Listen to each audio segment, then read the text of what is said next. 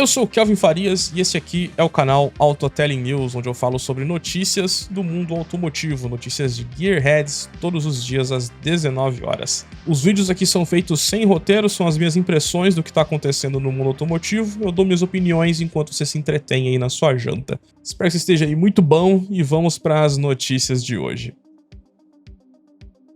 Fãs do Série 3 vão chorar com este vídeo. Vamos lá, porque entramos na nova era, a New Class. Vamos falar de BMW de novo.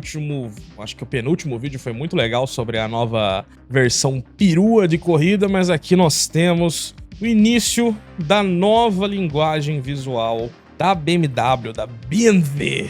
Eu vi o concept desse carro quando eu estive no museu da BMW, eu não gostei, mas o fenômeno que eu achei engraçado é que dezenas de pessoas estavam à volta dele e todo mundo tava, meu Deus, que carro lindo! E eu tipo, que nojo. Faz um tempinho aí, né, vamos colocar acho que pelo menos 2 anos que a BMW vem dando pistas, né, do que eles chamam de New Class, e agora chegamos na nova geração do Série 3, mas que primeiro foi apresentado como o novo i3. Aqui começa a nova nomenclatura da BMW. Eu acho que eu tenho um vídeo aqui no canal sobre nomenclaturas da BMW, né? E antigamente o i3 era aquele monovolume, agora o i3 ele é o elétrico do Série 3. E por ele ser elétrico, isso deixou ele, pra mim, com um design feio, desengonçado, mal feito, no estilo daquele antigo Série GT. Que o problema pra mim em questão de design, depois eu vou falar da parte mais técnica, né?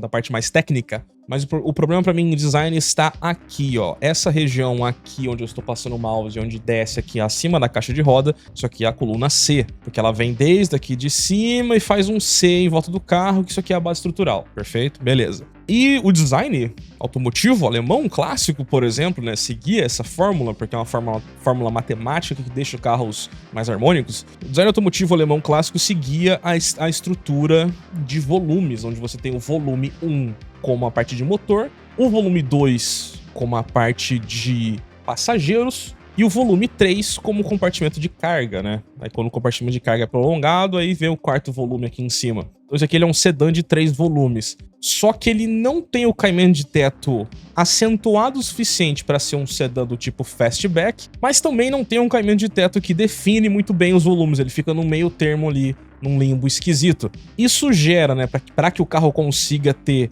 vidros que se abrem, isso gera um problema de design, que é o vidro aqui da porta, onde eles têm que fazer o recorte bem antes aqui da caixa de roda para o vidro conseguir descer. E como ele não se assume aqui, né, como existe um erro de design aqui, isso cria esse vidro do vigia muito grande. Isso aqui quebra a sensação de requinte que o Série 3 tinha até essa geração atual, acho que é a G20, né? Isso aqui é um erro, toda essa seção aqui é um erro, mas foi uma escolha para que houvesse espaço de cabeça, porque tem as baterias no assoalho, então o carro ele fica mais feio, ele fica desengonçado por consequência da engenharia dele. É por isso que, nesse sentido, até mesmo o New Class Concept era mais bem desenvolvido aqui. Isso aqui é tudo um erro. Eu olho isso aqui, eu lembro da coluna C do Agile. É nesse nível de errado que tá isso. Mas sem isso, ele ia virar basicamente um carro de 2 lugares dianteiro, porque não ia ter espaço pra cabeça atrás, né? Então,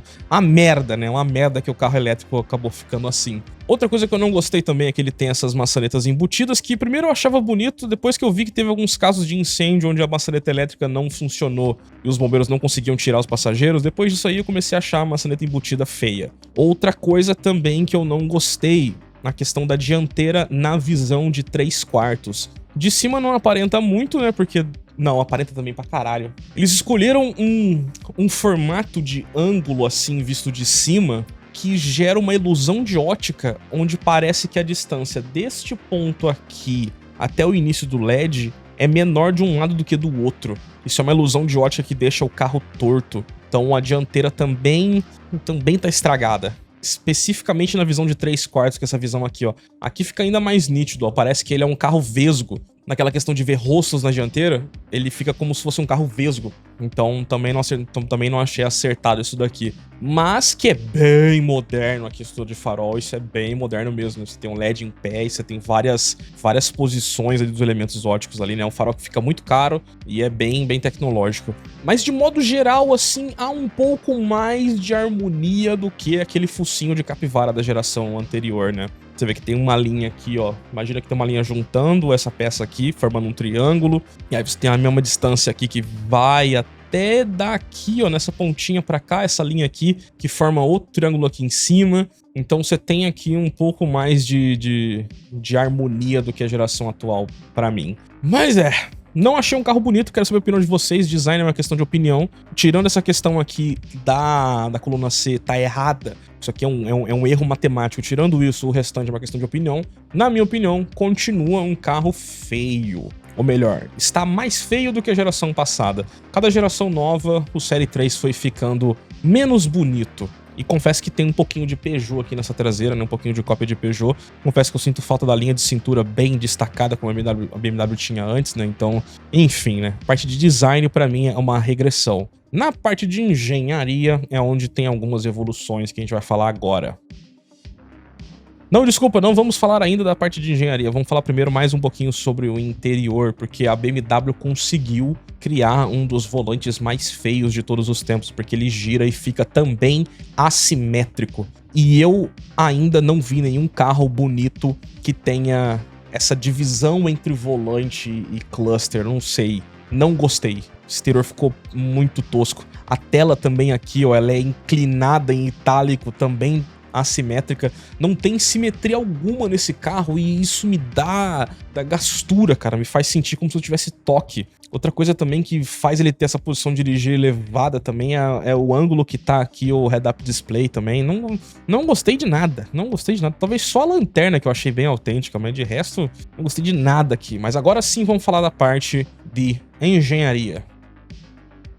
Eu vou deixar aqui para vocês vendo de fundo o vídeo promocional da BMW sobre essa nova geração. Aqui nós vamos ter também os novos chefes de design, porque não é mais o Domagoj do Keck. Falei muito mal do Domagoj do Keck nesse canal, até que ele saiu da posição de líder de design, e as pessoas que entraram deram sequência à visão dele e continuou feio. A ideia era buscar, né, uma inspiração ali no duplo rim pezinho, mas na prática não funcionou, né? A revolução desse carro vem pelo fato dele já ser lançado primeiramente como elétrico e não primeiramente a combustão, o que mostra uma definição de prioridades aqui do modelo. O i3, como a gente está vendo aí, ele é a versão 50 xDrive. Isso cria um novo padrão de nomenclaturas. Em vez de chamar de 320i, como era a geração anterior, por exemplo, agora ele é o i3 espaço 50 espaço xDrive. Quanto maior for esse dígito, não tem relação com potência, não tem relação com peso, não tem relação com torque. Ele é só um número como uma marcação de qual versão que é. Então, quanto maior esses dois dígitos, mais completo é o modelo. O xDrive continua sendo o nome do sistema de tração integral, mas aqui, como ele é um i3, significa então que ele tem dois motores elétricos, um no eixo dianteiro e um no eixo traseiro, o que torna ele virtualmente um carro de tração integral. Por isso do uso do xDrive. E como antigamente, né, você tinha esses dois dígitos marcando cilindrada, outras marcas marcam potência e torque, aqui não tem referência nenhuma, né? É só a questão da hierarquia de versões. E tanto que a questão de potência desse modelo aqui, ele tem 400, deixa eu olhar ali, ó, 463 cavalos, que é essa versão topo de linha, até o momento do i3. E são 65 kg de torque, né? O que é um torque bem parrudo, que é para dar aquela sensação de torque instantâneo, que é um grande fator de venda de carros elétricos, né? Isso aqui, finalmente, é a resposta tardia. Quantos anos? 14 anos mais tarde, essa é a resposta da BMW pro Tesla Model S, que já deve tá saindo de linha agora, né? Ele usa um sistema de 800 volts e a bateria tem suporte para recarga ultra rápida de até 400 kW, o que deve ser um benefício para quem vai fazer, por exemplo, viagens na Alemanha com carros elétricos, né? Porque ela tem uma infraestrutura de pontos de recarga bem parruda, né? Tá havendo também muito clickbait em relação a esse carro, onde algumas fontes dizem mais e outras menos. Das fontes oficiais que eu chequei, usando como base o padrão de medição da EPA americana, esse carro tem uma autonomia declarada de 708 km com uma carga. Tem lugares que falam 800, tem lugares que falam 900, então a gente coloca entre essas três fontes, o que é uma autonomia bem considerável, assim. Aqui finalmente começa a entrar num campo um pouco mais moderno de autonomia de veículos, né? E também como as estradas alemãs, elas são muito longas em retas, né? Então isso seria necessário, né? Mas assim, né? Será que ele consegue operar com esses 400 cavalos por quanto tempo com uma carga, né? E isso eles não falam, que provavelmente essa autonomia máxima é no modo eco, com carro com pouca carga, né? Porque são vários fatores. Também não entra a questão de desgaste da bateria, né? Então é igual você pensar num iPhone, né? A questão de bateria de carro elétrico é complicadíssimo. Para tentar manter uma condução com o aspecto clássico de BMW e também para já servir de base para os futuros M3 elétrico e M3 híbrido, ele tem agora um arranjo de suspensão com 5 braços que eles chamam de 5-link, o que é para tentar manter a boa dirigibilidade, né? O alemão sabe fazer carro pesado, tem uma condução boa, né? Vamos ver se ele vai realmente ter. Em comparação com a geração anterior do Série 3, esse novo i3 ele tá 5,1 centímetros mais longo, com um ganho de 4,6 centímetros de entre-eixos, mas ele continua sendo um carro com 9 centímetros a menos que a geração do Série 5 e 30 centímetros a menos que a geração do 05 do Série 5 em relação ao comprimento. Mas eles já fizeram esse carro pensando na modularidade de entre-eixos, né? Porque eles vão fazer a versão perua e vão fazer a versão com entre-eixos alongado para a China, né? Porque o mercado chinês ele é muito importante para qualquer marca de carros elétricos, né? Então, o Série 3 tá maior, cada vez mais crescendo. Por enquanto é isso que a gente tem de informação do i3. A gente tem que esperar o carro ser fabricado e entregue pra gente ver se no mundo real é possível, qual dessas autonomias, se é 700, que é o que eu chequei, se é 800 ou 900, né? Mas é isso, esse é o futuro do Série 3 e com base neste cara aqui, a BMW disse no passado que vai fazer um Série 3 a combustão e que vai ter um M3 a combustão, que vai ser híbrido, com base nisso aqui. Só que pelos flagras que fizeram dos carros sendo testados, né, que eles devem chegar no ano que vem, se eu não me engano, pelos flagras, a versão a combustão, ela tá um pouco mais bonita, porque ela não sofre aquele problema que eu falei lá da coluna C, ela volta a ter uma coluna C um pouco mais normal, o carro volta a ter o terceiro volume de carga ali mais bem definido, e a altura da carroceria, né, não a altura em relação ao solo, a altura da carroceria fica um pouco menor, porque não tem a bateria no assoalho. Então a versão a combustão deve ter um pouco mais de harmonia. E também é possível que a versão do Série 3 a combustão, com base nessa plataforma aqui, vá ter o duplo rim fininho aqui na frente, igual o iX3, que também vai deixar um pouco mais bonito, né? Então ainda há um pouco de esperanças, ok? Ainda há um pouco de esperanças. Mas agora a gente tem uma última coisa que também tem a ver com essa nova geração BMW. Porque aqui o Carscoops traz aqui pra gente algumas imagens que vazaram do novo Série 7 já com a linguagem No Class. E olha só, o Domagoj Duquec, ele treinou muito bem a sua equipe antes de sair do cargo de chefe de design, porque a BMW vai continuar insistindo no design polêmico, no design rage bait, até isso parar de vender, porque eles agora triplicaram a aposta do Rage Bait com uma grade que é assim, não é nem mais duplo rim, acho que é duplo tórax agora, essa grade. A grade do Série 7 vai ficar ainda maior, vai ter uma evolução da geração atual, ele não vai trocar de geração, ele vai evoluir, né? Eles vão fazer um facelift profundo para cortar custo, né? Porque esse tipo de carro já não dá mais lucro, o Audi A8 saiu de linha, por exemplo, né? Então aqui a gente tem alguns flagras dele sendo testado e a grade tá gigantesca, fucking enorme. Mas também vazou mais coisa, né? Tem aqui ele, uma versão de lançamento, né? Que o lançamento disso aqui deve acontecer bem em breve, né? Vai ser bem isso daqui mesmo, aqui já tá bem próximo de um carro real. Continua aqui, né, o prolongamento do duplo rim no capô, isso aqui vai ir para todos os carros da marca a partir de agora. E tem aqui também já o iX5. O iX5 conseguiu ficar mais feio que o iX3, mais feio que o i3 e mais feio que o vazamento do i7. O iX5 é, para mim, até o momento, o carro mais horrível que a BMW já desenhou. Pode ser que tenha uma autonomia de 900 km sendo SUV, pode ser que tenha uma tocada inacreditável com o novo sistema 5-Link, pode ser, beleza. Provavelmente vai vender a rodos. A BMW tá muito bem de venda, mas assim, é de um mau gosto inacreditável.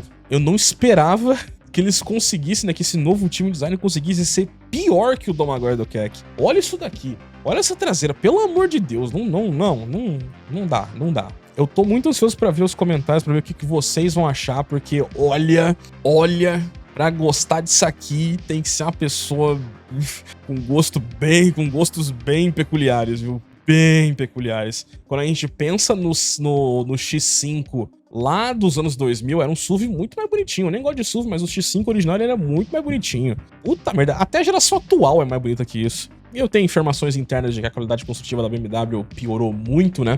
Inclusive, né, tem algumas fontes aí que eu não vou revelar quais foram, que eu esqueci de falar. Essa nova arquitetura de 800 volts, essa bateria nova deles aí que vai ter essa autonomia gigantesca, sabe quem que deu uma consultoria pra BMW? Mate Rimac. Pois é, eu tô com essa informação aqui ó, faz tempo. Não vou dizer de onde veio, né? Mas, enfim, a BMW fez consultoria secreta com o Mate Rimac para expandir a autonomia desses novos modelos, né? Então, de novo, eu não duvido que seja possível até mesmo o X5 ter 900 km, mas é feio, não me despertou desejo algum. E você, o que você tá achando deste novo design New Class da BMW? Design importa para você? Ou o que importa é autonomia e performance? Deixe aí a sua opinião aí embaixo. E cheque o meu vídeo sobre o X5 com motor V12, que aqui a gente gosta de coisa mais raiz e surreal. E veja também o vídeo do que seria o sucessor do i8, né? Eu tenho esses dois vídeos no canal principal que eu vou deixar linkado aí pra você assistir se você é um fã